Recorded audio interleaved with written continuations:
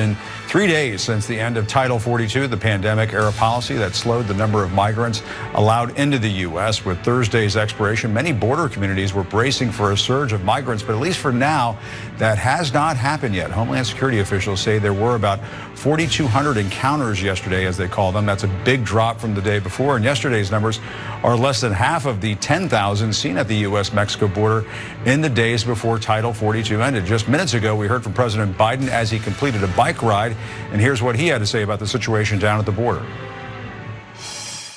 How do you think things are going at the border, sir? Much better than you all expected. Do you have any plans to visit the border? I think. Pardon me? Do you have any plans to visit the border? Not in the near term, no. No, just be disruptive, not anything else. Well, the perceived results from Title 42 ending apparently aren't the same as Republicans were predicting that it would be, and I understand why they thought so, but now that it isn't, aren't they ready to celebrate?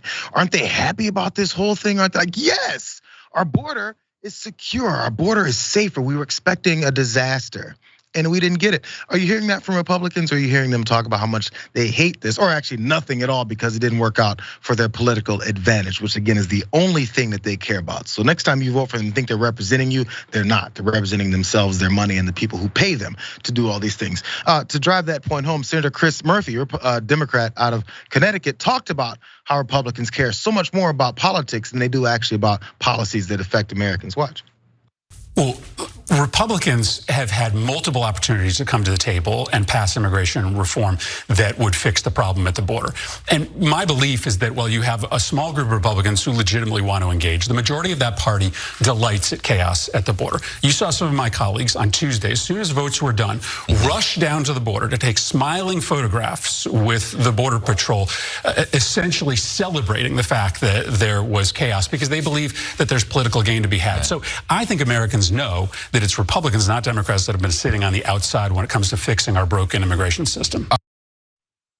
I think if you actually look at the way things were happening and the way that they've been acting, Chris Murphy there is being completely 100% right there. Let's jump down to graphic 2 though, because again, as you saw the numbers in that first piece, the numbers that they were expecting are lower and actually lower than what it was beforehand.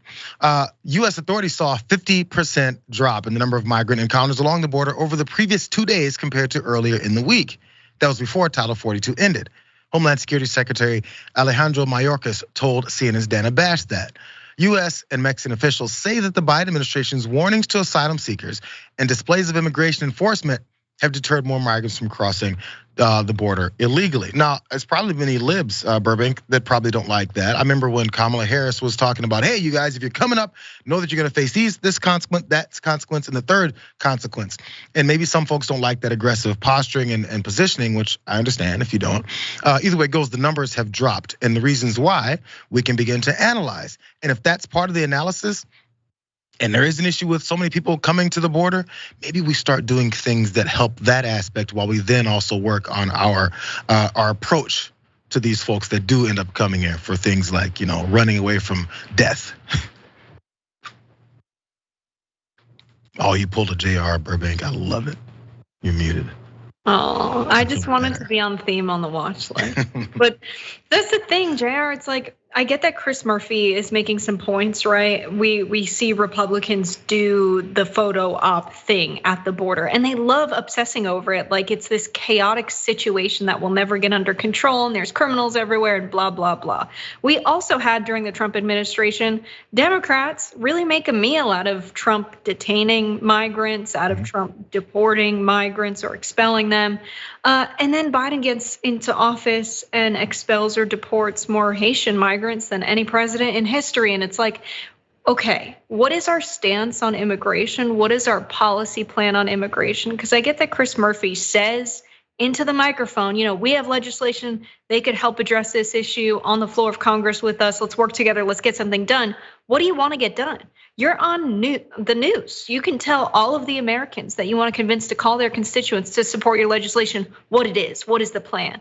And unfortunately, there isn't one because Democrats don't really want to address the migration problem in a way that makes sense because before we closed the border, we had a pretty intertwined agrarian economy. Workers would come over for the summer seasons, they'd work on farms and they'd go back to their families.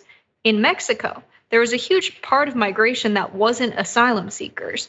And then when we closed the border, instead of going back home for the winter months here and the warmer months down there, they instead had to stay because the consequence of leaving would be maybe not being able to come back and provide for their family in the same way. And so when we really get real about what the consequences of policies have been, we need to realize that maybe having such stringent border policy on both sides of the aisle, what's been proposed, all of it's bad and doesn't achieve the consequence that we're looking for. And so I'm not a fan of either side on the issue, but Biden is funny on the bike when he's like, oh, well, it's going better than you thought it would. It's just beautiful. And he wanted to say it as soon as he said it, he was smiling to himself and he's proud of it, which of course is a decent line. Then he has to flip back to, no. Because he can't. I was saying this before the show. There's some weird handler speak in politicians' brains that go, wait, if you say that what folks were expecting, this specifically Democratic minds, if you say what people are expecting didn't happen and it benefits you, oh my God, they're gonna dislike you for being so bloviating and you're boastful about your position. Hey, it worked, bro. And last thought here, as far as the border, you talked about the two different approaches to it. Politics probably should be a pretty boring subject. It should be a subject that you don't find your politicians on TV with props and ranting and raving to get attention from TV cameras. But probably something that focuses on analyzing what does it happen and what policies work, and then implementing those policies because your objective is to help the country, not to just get any kind of advantage over your opponents. It's a football game that's supposed to be boring. It's supposed to be like attorney's work. Do we go in and or even like, accountants?